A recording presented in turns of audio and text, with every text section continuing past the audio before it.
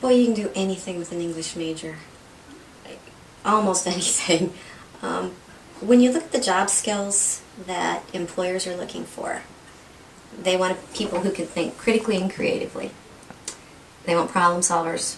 They want people who can communicate well, both in writing and orally. And those are all the core skills that our courses are designed to teach.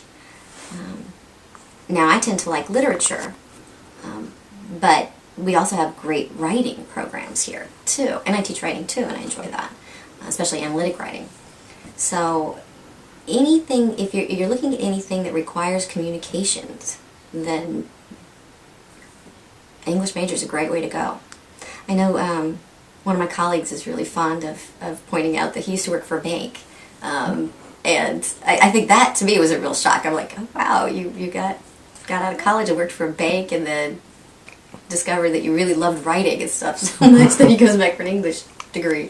So I thought that was really interesting. Or a degree in a PhD, excuse me. Mm-hmm.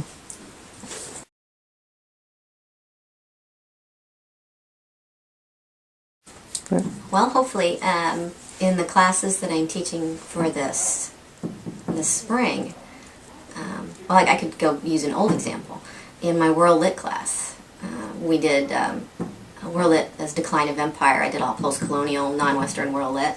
So kind of looking at colonized areas, responses to having been colonized, and attempts to move back to a more indigenous art form. Mm-hmm. So that's where we've been, which sounds really boring, but it ends up being a lot of fun. And all of the students did individual projects where they picked an area we'd studied, and one of them was a creative project. So they did some form of art from that area. One of the students came in and played Indian music because he was a guitarist and he was a musician, not just guitarist, he plays other instruments. But he wanted to look at Ravi Shankar, as I think his name. It's been a year now and I've lost it. But he was looking at that and was playing one of those songs and then talking about what was popular about this form of music in India. Another student brought in weaving stuff, and we all sat there and learned to weave a particular traditional pattern from this particular area in Africa. So that was really neat. And that gives you a sense of place, as well as not just a sense of topic and things like that, but gives you a sense of that other culture, and in a fun way, a creative way. Obviously, also students do intellectual research kinds of projects. In both the classes I'm doing this semester, all of the students will do individual projects where they pick a topic they find interesting.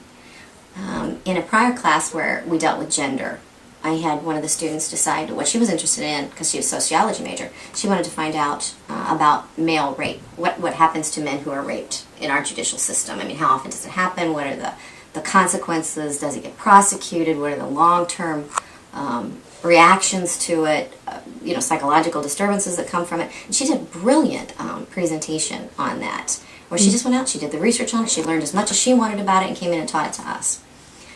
So, and every semester, I try to work in something like that, but both of the courses that I'm doing this spring require, okay, we've talked about all these things all semester, you go find one of those things, or something related, and learn as much as you can about it, and then come teach us about it. And it needs to be relevant to what we're covering, but as long as it's your interest, that's what is really key there. So I do enjoy that. I do enjoy those parts of projects.